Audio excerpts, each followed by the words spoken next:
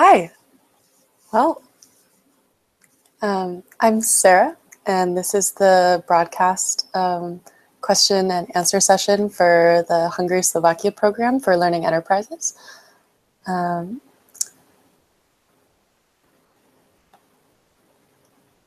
So far, there are 0 viewers. Oh, okay, cool.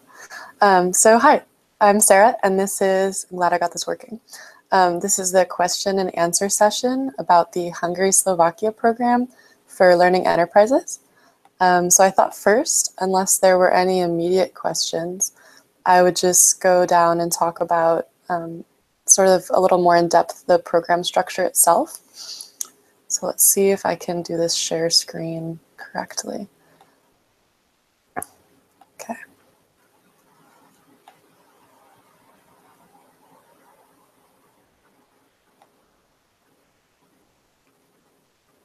Okay.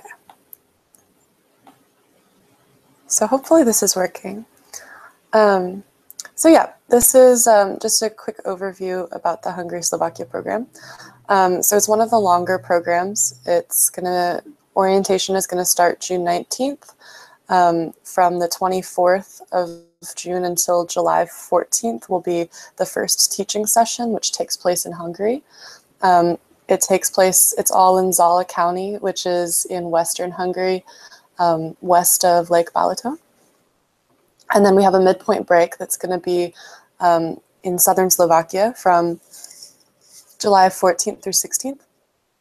And then the second teaching session in Slovakia will start July 16th and it will end August 5th. And then August 5th through 8th is our closing ceremonies, which takes place in Bratislava. And you can see that all right here. So I guess I should tell you where these pictures are from. These are from the High Tatras, which is the mountain range in Slovakia that borders Poland. Most of the country is very flat, but these were some place that I had the opportunity to go to with one of my hosts in Slovakia on the weekend, which was really exciting. We went hiking. There are some really beautiful lakes in this area as well. It was very cool. This was in Hungary, in the village that I was teaching in. That was my morning class, and this was in the same place in Slovakia during the hike. So yeah, there are some quick facts. There's no language requirement, just because enough people in the area know enough English that we can get around without knowing too much. But I've had the opportunity to take some Hungarian language classes at my university. So in the orientation, we will be focusing on, conversation and also the basics so that you can learn the language as much as possible. Because it is a tricky language, but there are a lot of patterns that would be really helpful if you were trying to learn to communicate in very basic sentence structure, that kind of thing. The living conditions, it's pretty, inside the houses, inside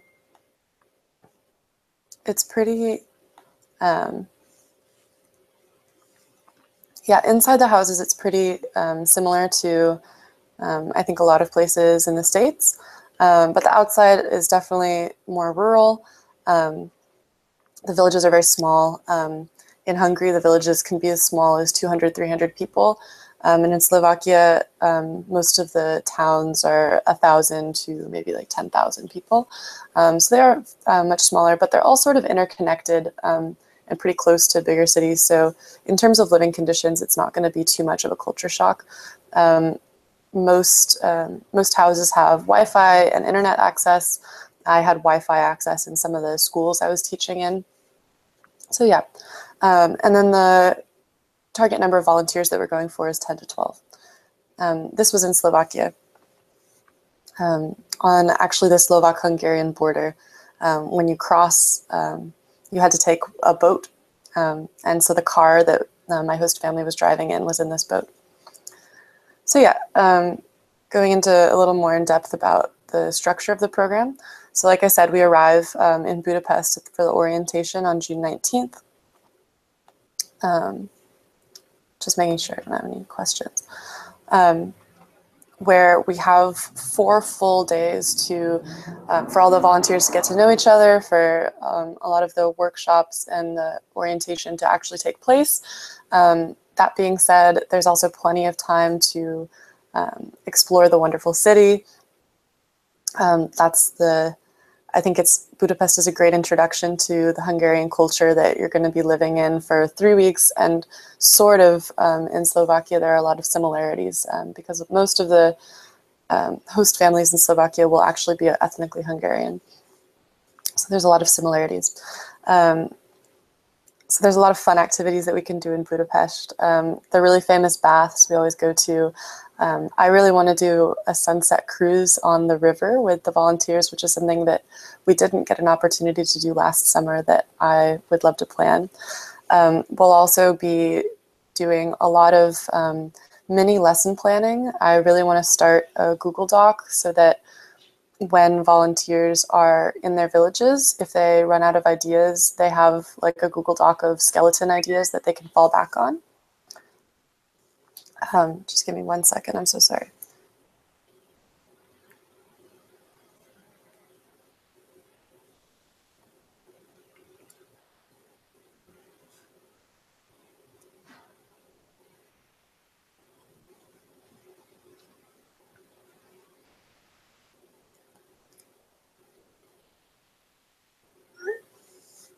Cool. Right now we're playing around with the idea of actually during orientation going to Lake Balaton, which is very, very beautiful. They call it the Hungarian Sea because it's really large. It's a giant lake. And we're playing with the idea of maybe spending 1 or 2 nights of orientation there, just because it is on the way to Zala County, where we teach in Hungary. But that's still being decided with the country coordinators. So then on that Saturday, volunteers will go to their host villages. So you'll have all day Sunday to get oriented with the community. I'm sure your hosts will have some activities planned for you that Sunday. And then on Monday, you start teaching. And that's the beginning of 3 weeks. Teaching for me was a great experience.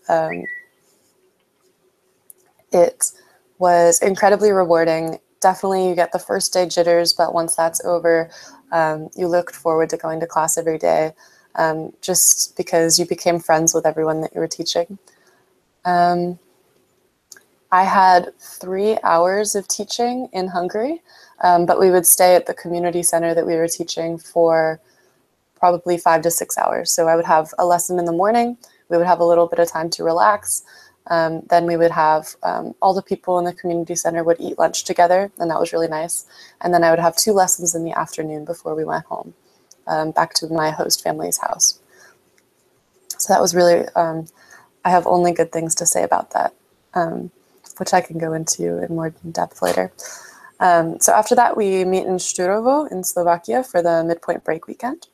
Šturovo is right on the border, so there's a really beautiful castle and church on the Hungarian side that we will definitely have time to go to, but I think the most important part of the midpoint break is for volunteers to sort of come back together, share in everything that they've had that they've been able to learn, so that they can improve their experience for Slovakia. And midpoint break is always, it's just really nice to see those familiar faces again, because you do get so close with everyone during orientation. So then you go to Slovakia, and the Slovakian host villages are a little bit more spread out than in Hungary. So they're all along the Slovak border. We had some people who were very close to Bratislava, which is all the way in western Slovakia. And then there were people like me, where I was actually placed only 12 kilometers from the Ukrainian border, so all the way in the east. But I think regardless of where you go, you're going to have a wonderful time. I know that the difference for me between Hungary and Slovakia was that in Slovakia I was a bit more isolated in a way that was actually really refreshing. And it forced me to become really good friends with all of the people that I met in the place that I was teaching was Kralowski Helmets. And those are people that I think I will be friends for life with. And I'm really excited to get to go see them again this summer. So that's really great.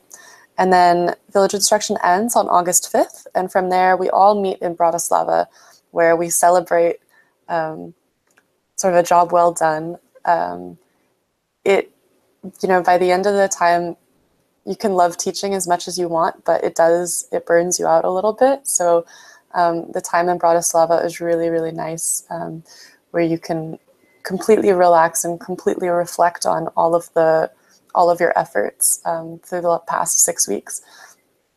Bratislava is a really lovely town. This is actually in Bratislava, so you can see it's actually quite hip and modern, I would say. There's like a very interesting modern culture taking over this very old, quaint little old city.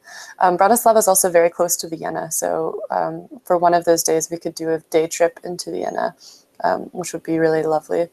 And then from there, that's it. People depart. You can fly from Bratislava. You can take a train back to Budapest if that's where you flew into. You can continue traveling, which I highly, highly recommend. Yeah, so you guys can read this.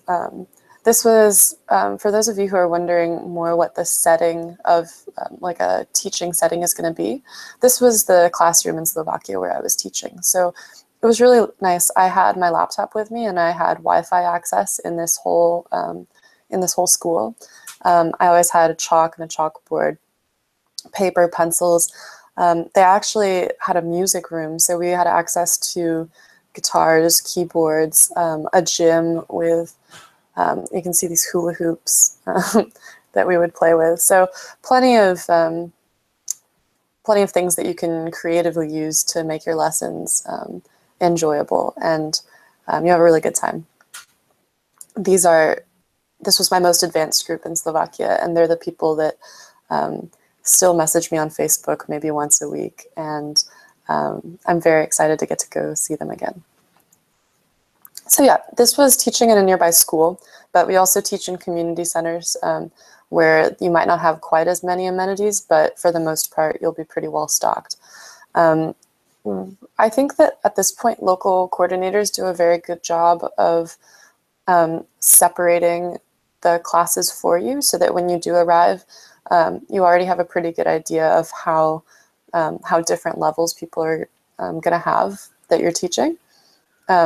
Like I said, this was my most advanced group in Slovakia, and they were the oldest kids. So because English is taught in the school curriculum, it is a bit easier to sort of predict what you'll be working with.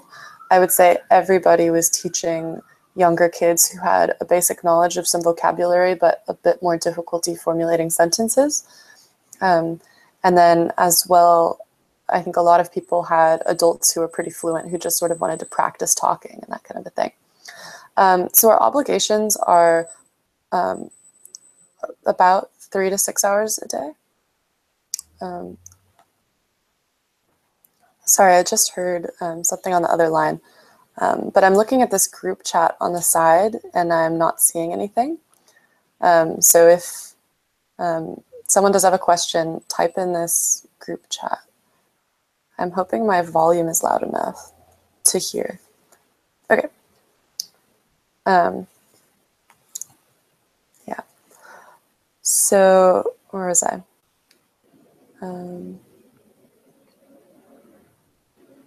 Cool. Yeah, and the last thing I would say is that in creating lesson plans, we really do try and focus on the fact that this is the summer, this is when the kids are trying to, relax and have a good time. So it really is meant to be fun. We're not here to give them like standardized tests on English grammar. We're here to help invoke inspire like a passion for maybe learning the language, and for them to also have a passion for maybe this cultural exchange that we're just really, really lucky to be able to have in these communities. This is a picture from the Lake Balaton, which I got to go to one of the weekends. So you can see it's it's a little bit like a Hungarian sea. I was talking a bit about the host community. So like I said, in Western Hungary, all the volunteers are pretty close together in Zala County. But then in Slovakia, it can range, I guess they're predominantly in southwestern Slovakia, but the villages do go all across the border, all across east to west. So something that's unique about the Hungary Slovakia program is that it is one of the programs that volunteers aren't guaranteed to see other volunteers during their teaching. I think in Hungary, it would be pretty easy to meet up with volunteers on the weekends in like a nearby, in Western Hungary somewhere. But no volunteers are going to be placed in the same village that, at least not to my knowledge at this point, with the host applications. So that can be a little bit intimidating, but I actually think that it's one of my favorite aspects of the program. And the same is true in Slovakia, because it really have a kind like a crutch to lean on in terms of, you know, you're forced to communicate and socialize with and Slovak people, which is that just you know, pushes you forward so much in terms of like the real cultural exchange that you do get. And it forces you to become really good friends with all the people that you're around, because you're living with them for 3 weeks. So I really, really like that aspect, because you come away with it having such a close bond with these people that you might live thousands of miles away from, but you know that if you were ever back in the area, you would want to call them up and see them. So I think that's something that's really, really unique about the program. Yeah, everything should be pretty close in the village. I would say we can almost guarantee that all of the host families will have some member that speaks enough English for you to like have conversations with, and that shouldn't be something that you should worry about too much. But it is very possible that you would have other family members that you were staying with that don't speak any English. So it's actually really interesting, because you get this practice of,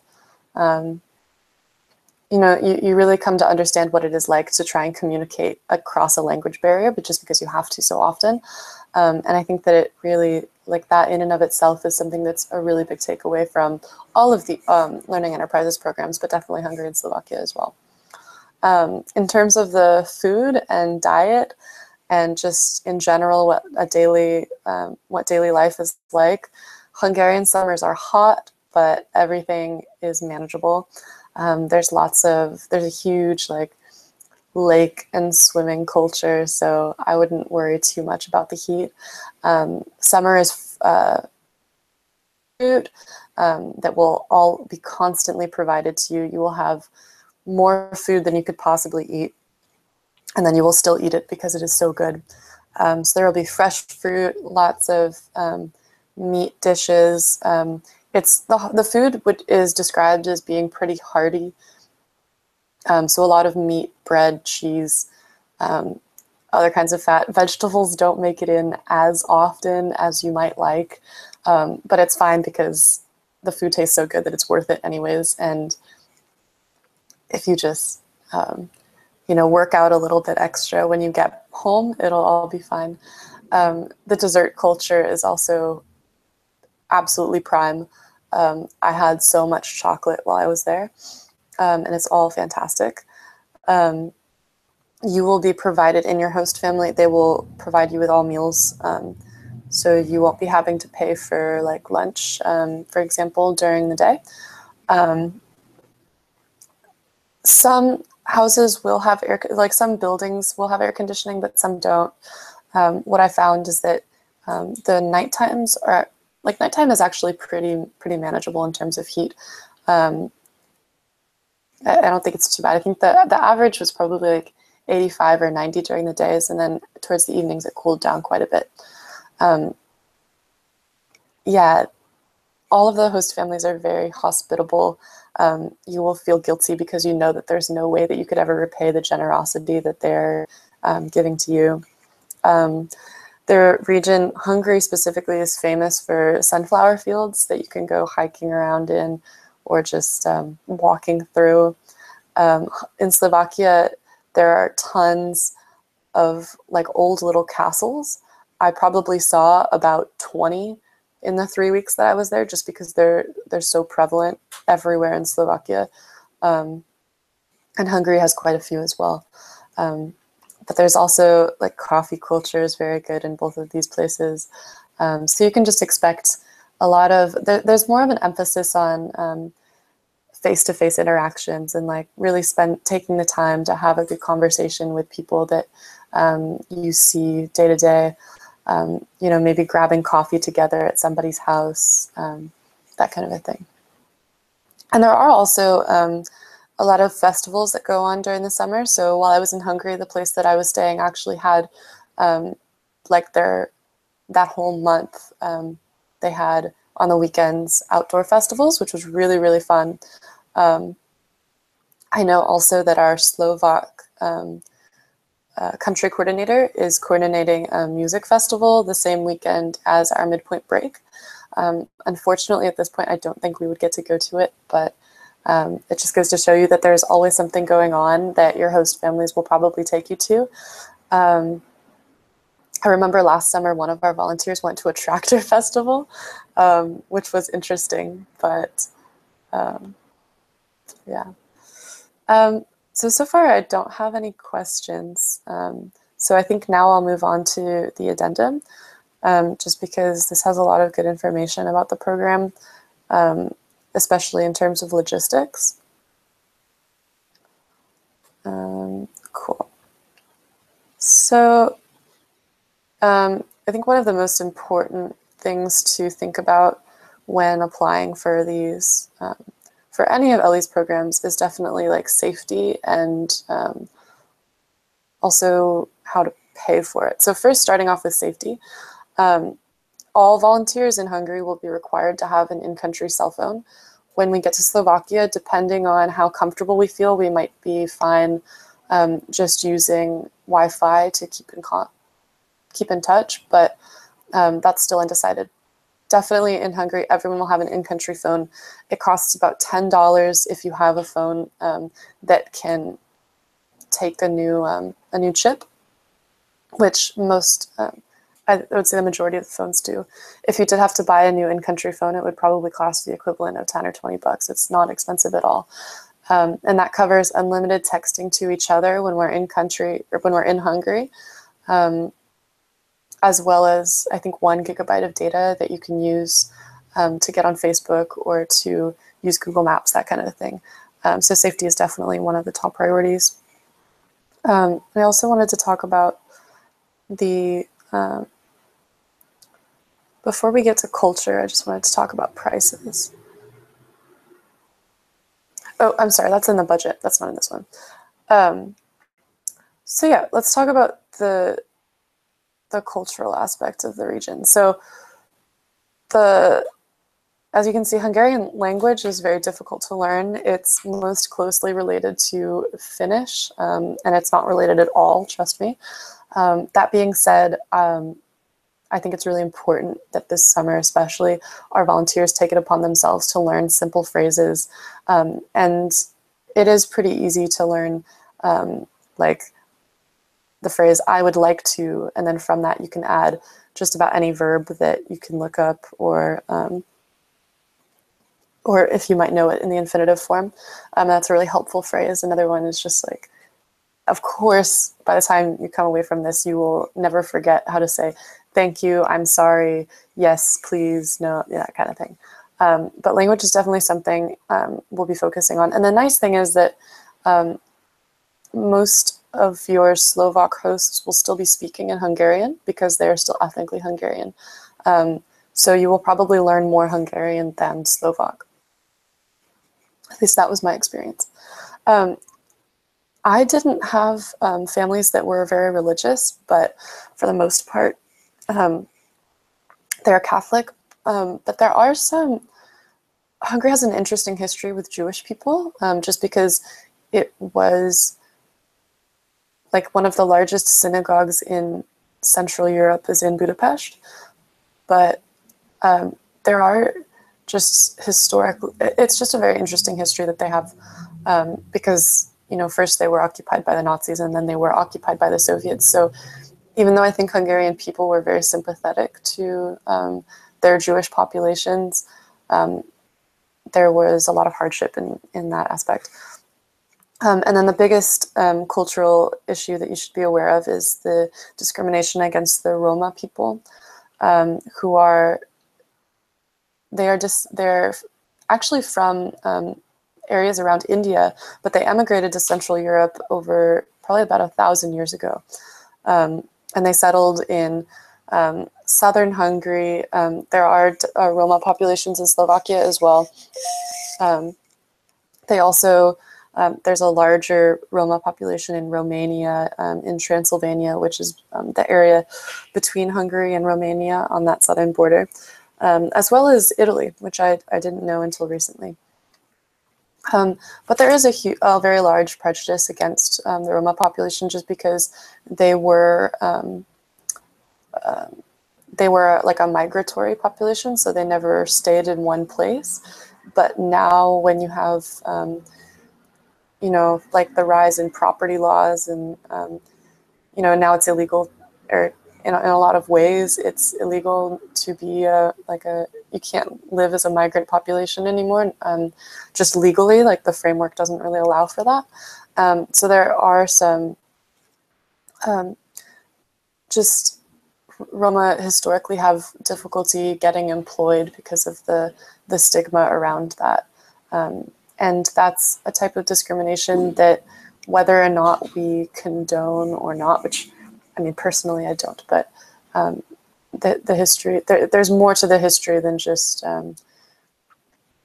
than I can talk about on this. But just in short, we want to be sure that when we are in country, we provide a platform for these kinds of discussions to take place, but we have to remember that we are guests and it is not our job to change their way of life. And it's totally valid to sort of have these kinds of difficult conversations, but just remember that you're coming at it from, you know, your frame of the way that you think about how society should be, and they're coming at it from the way that they think their society should be, and those two can be very different. So those are conversations that I think are difficult to have, but also can be really enlightening. And I definitely had experience with especially my younger students, not necessarily saying that I thought the discrimination was wrong, but sort of just asking questions like, well, why do you, like, why are these people seen this way, that kind of thing. And that's, I think, just an example of sort of the ways that you can delicately get so much from this cultural exchange. And really, those are some of the conversations that I'm the most glad that I had, because I felt like I learned a lot, and I felt like the person I was talking to also learned a lot, and just being able to be more open-minded and have those kinds of discussions was wonderful. Cool. Sorry to ramble on with that. I already sort of talked about living with hosts, but something else that's really fun about this program is that there are lots of opportunities to travel. I personally was traveling for 2 weeks before the program started, and that was like the best decision I could have made. But even in country, if you wanted to arrange to meet a volunteer in a nearby city and just spend the weekend with them, or you wanted to talk to your host about going somewhere, a lot of them can be very accommodating in that aspect. So there are just a lot of really, really beautiful, quaint cities in Hungary and Slovakia that I highly recommend. So I was in Pécs in Hungary, in southern Hungary, which was just absolutely beautiful town. In Slovakia, I was closest to Košice, which is it's the largest town in eastern Slovakia. And they're just very beautiful architecture, lovely, window shopping, walk through the perfect flowers that have been arranged for you. It's just really good experiences. And then there's also some of the bigger, more well-known cities that are also easily within reach because Europe's public transportation is great. So like I said, when we're in Bratislava, Vienna is only an hour away. So we could take a bus to do a day trip there, that kind of a thing. Or while you're in Slovakia, or even Hungary for that matter, Vienna, Bratislava, and even Prague are pretty reachable. We highly encourage people to take advantage of the fact that you are in Europe, where there is this wonderful public transportation system, to go see more of the world. But it's also important to remember that when you are there teaching, your hosts want to show you their lifestyle. So we would say no more than 1 weekend away in each host family, just so you do spend one full weekend with your hosts, because they really are excited to show you all the things that they want to show you. Cool. So in terms of program preparation, specifically with the flights, some of these are great websites to look at. I looked at Student Universe and found a pretty decently priced flight to Paris. And I found that it's much cheaper to get a round-trip flight in and out of the European continent than it is to look for a round-trip flight specifically to Budapest. Even if it means, staying 1 or 2 nights in a bigger city in Western Europe, that can actually make the trip a little more interesting for you, and it can save you a lot of money. I know that I was looking at flights directly in and out of Budapest from San Diego, which is where I'll be flying from, and that's climbing upwards of $1,500 right now. Whereas if you wanted to fly in and out of Paris, for example, and then take a flight from Paris to Budapest, that can limit your expenses to maybe $1,000. So there are definitely ways to make the flight a little bit less horrendous of a price than it is.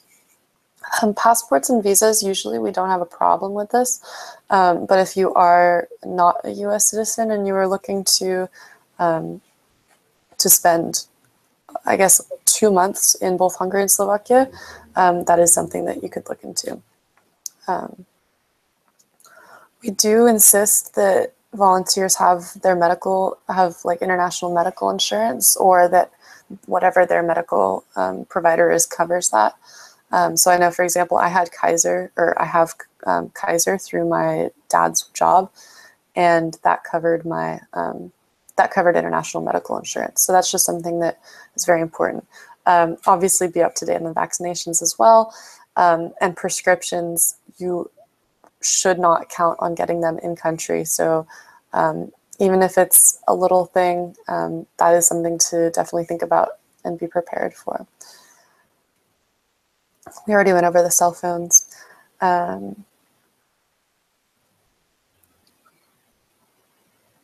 Cool. So now I'm going to try and go to the budget to go over more specifically what kinds of costs we'd be looking at. Yeah, so the airfare, depending on where you're flying in and out of, here's how much I would estimate it costing if you do, if you fly to Europe and then fly to Budapest from there. It's also really nice if you want to travel around a little bit. The train and bus system in Europe is really good, but flights internally are also very cheap if you're okay with only using a carry-on. So that's also something to look into, because they've got EasyJet, Ryanair, Vueling, just a lot of low budget flights that you could use. Orientation is going to be the other highest cost of the trip, just because that's 5 full days that you'll be paying for the hostel that we'll be staying in, as well as all of your food and whatever activities we end up doing. So for example, you would be paying in a given day maybe equivalent US $5 for breakfast and a metro ticket to the baths. And then maybe, I think the entrance for the baths is like 20 euros. We would stay at the baths, then get lunch and dinner. That's maybe another 20 euros. And then maybe you want to get a dessert or something else to eat, something like that. So prices really aren't that expensive, and it's very easy to be more frugal in Budapest. For example, if you want to walk everywhere, you basically can. I think a one-way metro ticket going anywhere in the city is about $2. It's not bad at all. But if you aren't used to, for example, eating at markets or shopping at grocery stores, the food can add up because there's always going to be those tourist traps. So that's something to be aware of. The same thing will happen at the midpoint break and the closing sessions, where you will be paying for your accommodation and food and excursions. In-country transport shouldn't be that expensive at all. I would say, like the estimate there of US $50 is pretty good. Incidentals, of course, you're going to want to buy gifts and souvenirs, that kind of thing. And then here at these are just some common prices for like a meal at a restaurant, maybe a little snack, and then like a museum entrance. And there's the conversion rate. I think it's a little different right now, but it's about $1 US, 300 forint. And the currency is forint. Cool. So now I think I'm going to go back to this. I don't have any questions so far. I don't really know what else to talk about. So I might just be ending this a bit early, if that's okay.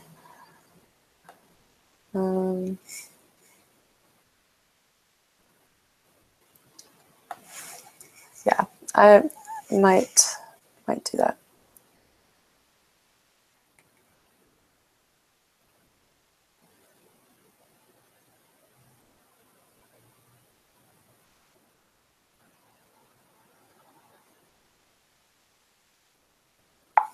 Cool.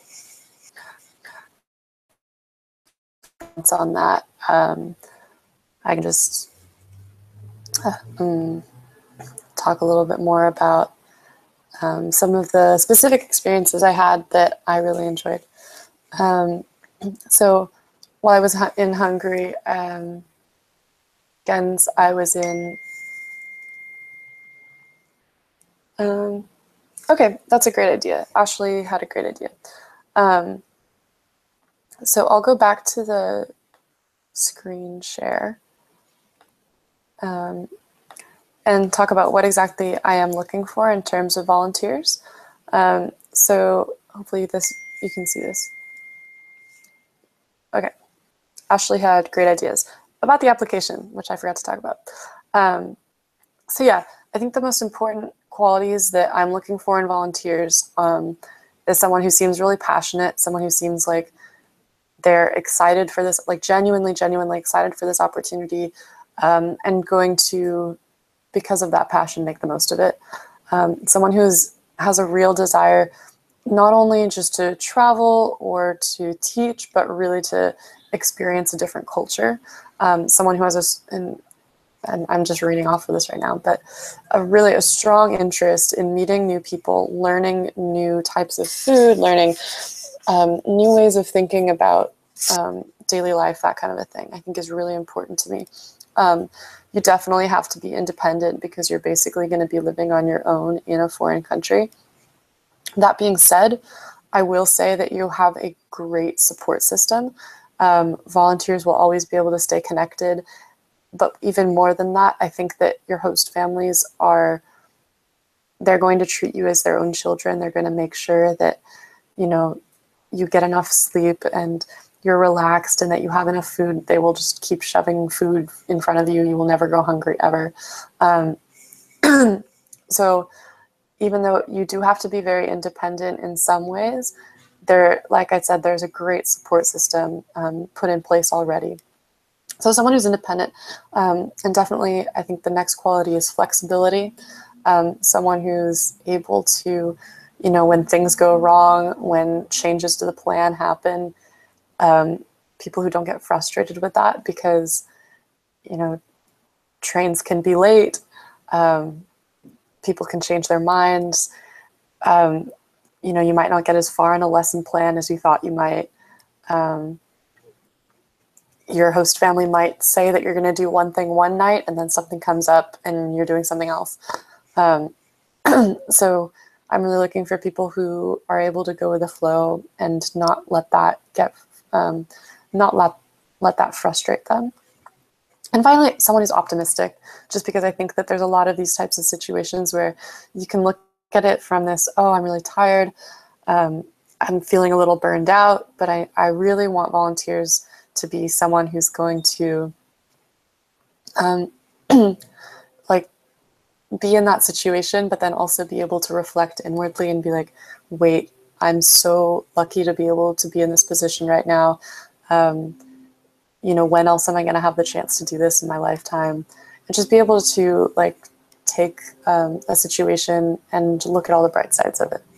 So that's something that's very important to me. In terms of the actual application process, so we have the online application, and that'll send you into a first round interview where they'll ask you more general questions, I would say. And then if they pass you on, you'll have a second round interview. If, for example, you choose Hungary and Slovakia as your first choice program, your second round interview would be with me. And that interview, there are 3 parts. First, we just talk about yourself and why you applied. The next part, we talk about how you feel about specific aspects of the Hungary Slovakia program. And then the third part are situational questions. There's also you practice teaching a little mini lesson in English so that I get an idea of what kind of a teacher you would be. And then after that interview, there's a 2-week waiting period, and then we'll give you an answer on your first choice program. There's a lot of people that, and I know when I was applying last year, I had the same problem where I didn't really know which program I wanted to choose over others. So I think some important characteristics to take into account when you're choosing. First of all, the length of the program and the dates are, they differ for program to program, and that's very important to make sure that it works with your schedule. Secondly, I think you should choose just by what the program has to offer. What are the differences between how you'll be teaching? Will you be with another volunteer? Do you want to be with another volunteer? That kind of a thing. And I think the last thing I would say is that if you do change your mind in the middle of the application process and say, wow, I did some more research and I really wish that I had put this as my first choice, that's totally acceptable and something that we can accommodate very easily. So specifically for the Hungary Slovakia program, right now I'm still looking to fill about 5 spots. That's not to say that I don't have, there's quite a few people that I have yet to interview just because waiting to hear back from their first choice, and then I'll be interviewing them for Hungary Slovakia next. And I also have quite a few interviews lined up for this week. But 5 spots is still quite a lot of spots. So I would highly encourage anyone who this might have sounded good to apply. And if you had any questions with the application process, my email is hungary.slovakia@learningenterprises.org. And that information is on the website. I'm very quick to respond to emails and very happy to answer any questions that you might have. So with that, I hope that this helped if anyone was thinking of applying. And I guess I hope to read your application soon. And just because I don't think there are any questions right now, I guess I'll wait a little bit to make sure. But I think that's all that I've got, to say. Yeah, cool. So I am gonna log off, but like I said, if there are any questions that do come up, my email is on the Learning Enterprises website. If you scroll down to who we are and then click on program directors, you'll find all of my information there. So thanks so much.